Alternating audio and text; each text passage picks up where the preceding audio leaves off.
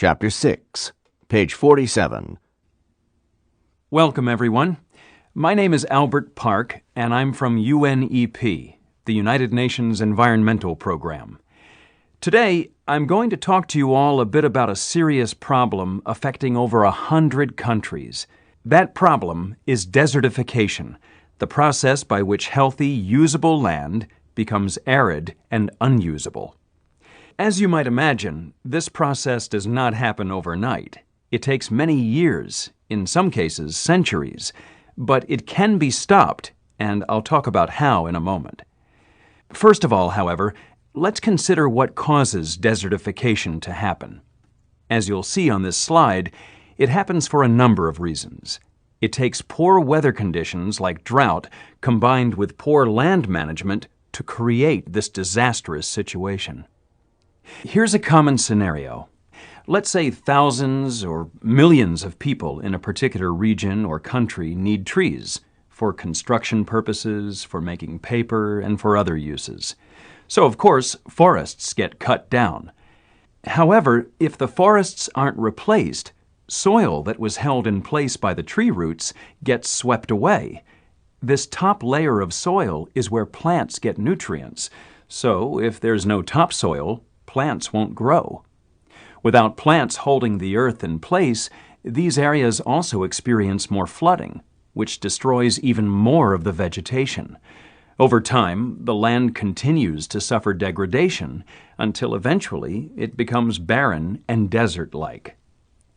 Another contributing factor is overgrazing.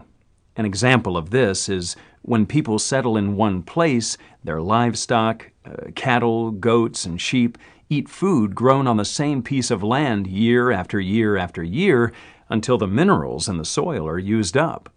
When that happens, farmers can no longer grow crops there. So the result is that dirt blows away and farmers have to find other places to live. Not only that, but the cattle compact the earth with their hooves so tightly that water from irrigation or rainfall just runs off without penetrating the ground. And if the land is not irrigated properly, the level of salt in the soil can rise, thus adding to the degradation of the land. As I said, this is taking place in over 100 countries around the world, and it's a problem that is affecting acres and acres of land. And obviously, the loss of usable land affects the animals and people who live in these areas. These barren spots will not support life, which means these people have to go elsewhere to support themselves. In fact, some experts predict that as many as 60 million people will have been displaced because of desertification by the year 2020.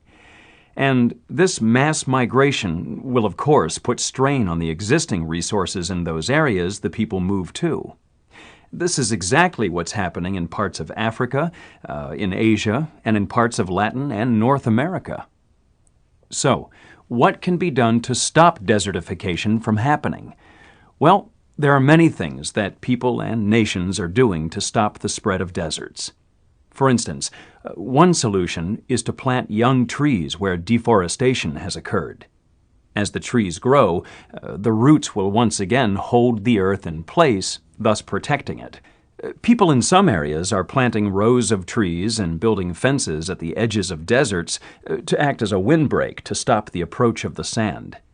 Obviously, proper crop rotation and reseeding will help prevent soil erosion, and wise use of irrigation techniques and existing water supplies will also improve conditions. So, all hope is not lost. There is a lot we can do to stop encroaching desertification. But more steps need to be taken immediately.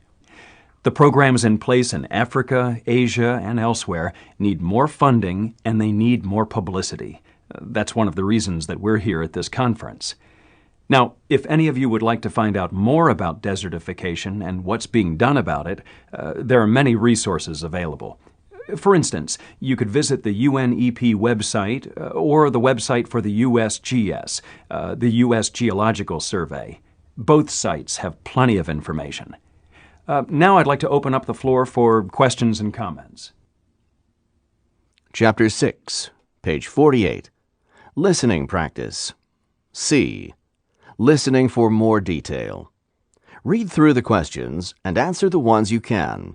Then listen to the lecture again and complete your answers as you listen. Compare answers with a partner.